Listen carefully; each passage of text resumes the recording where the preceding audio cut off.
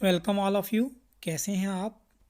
इस वीडियो में fifth class की ईवीएस की बुक लुकिंग अराउंड या आसपास के chapter number 21 like father like daughter या किसकी झलक किसकी शाप के भाग 4 में अगली जानकारी प्राप्त करेंगे। इस चैप्टर के पिछले 3 भागों में आपने जाना कि बच्चों की पहचान, गुण और आदतें कैसे अपने पेरेंट्स या दादा दादी या नाना नानी से मिलती जुलती हैं। आगे की जानकारी प्राप्त करने के लिए आप अपनी किताब का पेज नंबर 197 ओपन करें या फिर इस पेज को अपनी स्क्रीन पर भी देख सकते हो। What not this from parents, क्या माँ बाप से नहीं मिला। Sati was only a few months old when one of her legs was affected by polio. Sati कुछ ही महीने की थी जब उसकी एक टांग में पोलियो हो गया। But she never let this come in the way of her work and her life. इतने वर्षों में उसने कभी भी अपनी इस दिक्कत को अपने काम के आड़े नहीं आने दिया है। Walking long distance and climbing many stairs has been a part of her work. दूर दूर तक पैदल जाना और कई मंजिल सीढ़ियाँ चढ़ना उसके काम का हिस्सा रहा है। Now Sati is married. Some people tell her not to have any children. अब जब उसकी शादी हुई है तो लोग उसे बच्चा पैदा ना करने की सलाह दे रहे हैं। She is also worried that her children may also get polio. उसे खुद भी डर है कि कहीं उसके बच्चे को भी पोलियो ना हो जाए। She spoke to a doctor about this. उसने फिर इस बारे में डॉक्टर से सलाह ली। Have you read or heard anything about polio? Where? क्या तुमने कहीं पोलियो के बारे में पढ़ा या देखा है? कहाँ? यदि आपने देखा है तो आपने कहाँ देखा है ये आप लिखें। Have you read or heard any news about pulse polio? What? क्या तुमने पोलियो की दवाई पिलाने के बारे में कोई खबर पढ़ी है? बच्चों, आपको ज़रूर याद होगा कि आपकी मम्मी जब आप छोटे थे पल्स पोलियो की ड्रॉप पिलाने के लिए आपको आंगनबाड़ी ले जाती होंगी। Do you know of anyone who has polio? क्या तुम किसी ऐसे व्यक्ति को जानते हो जिसे पोलियो है? एक्सपेरिमेंट्स विद पीस, रफ और स्मूथ, मटर के प्रयोग, चीखने या खुरदुरे। Gregor Mendel was born in a poor farmer's family in Austria in 1822.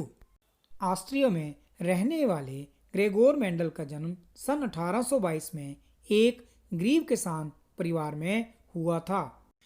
He was very fond of studies, but the very thought of examination made him nervous. उन्हें पढ़ाई का बहुत शौक था पर परीक्षा के नाम से ही पसीने छूटते थे। Oh, you too feel the same? Oh, क्या तुम्हारा भी कुछ ऐसा ही हाल है? He did not have money to study at the university, so he thought of becoming a monk in a monastery. University की पढ़ाई के पैसे ना होने के कारण उन्होंने एक मठ में रहकर मंक या मुनि बनने का सोचा। He thought from there he would be sent to study further, which he was, ताकि वहीं से उन्हें आगे पढ़ने का मौका भी मिल सके, जो मिला भी। But to become a science teacher he had to take an exam. पर विज्ञान शिक्षक की पक्की नौकरी के लिए उन्हें फिर एक परीक्षा देनी पड़ी। Oh no, he got so nervous that he kept running away from the exam and kept failing. उफ, घबराहट के मारे वे परीक्षा से भाग जाते और फेल होते रहे. But he did not stop doing experiment. परंतु उन्होंने विज्ञान के प्रयोग करना नहीं छोड़ा. For 7 years he did experiments on 28,000 plants in the garden of monastery. 7 साल तक मठ के बगीचे में 28,000 पौधों पर बारीकी से कई प्रयोग किए. He worked hard, collected many observations and made a new discovery. ढेरों आंकड़े इकट्ठे किए और एक नई बात खोज निकाली. Something which scientists at that time could not even understand. ऐसी बात जो उस समय के वैज्ञानिकों को समझ ही नहीं आई थी. They understand it many years after his death, when other scientists did such experiments and read what Mendel has already written. Mendel के मरने के कई साल बाद ही वे समझ पाए थे, जब कुछ और लोगों ने ये प्रयोग किए और पाया कि मेंडल ने इस पर पहले ही लेख लिखा था. What did Mendel find in those plants? Mendel ने पौधों में क्या पाया था? He found that the pea plant has some traits which come in pairs. उन्होंने पाया कि मटर के पौधों में कुछ ऐसे गुण होते हैं जो जोड़ियों में आते हैं. Like the seed is either rough or smooth, it is either yellow or green, and the height of the plant is either tall or short, nothing in between. जैसे बीज का चिकना या खुरदरा होना, पीला या हरा होना और पौधे के तने का लंबा या नाटा होना. The next generation of a plant which has either rough or smooth seeds will also have seeds which are rough or smooth. बच्चे भी यानी अगली पीढ़ी के पौधों में भी बीज या तो चिकने या खुरदरे होते हैं. There is no seed which is mixed a bit smooth and a bit rough. ऐसा नहीं होता कि एक बीज थोड़ा चिकना और थोड़ा खुरदरा बन जाए. He found the same with color. Seeds which are either green or yellow give rise to new seeds which are either green or yellow. इसी तरह रंग के गुण में अगली पीढ़ी के पौधों के बीज या तो पीले होते या हरे. The next generation does not have seeds with a mixed new color made from both green and yellow. पीला और हरा गुण मिलकर कोई नए रंग का बीज नहीं बनाते.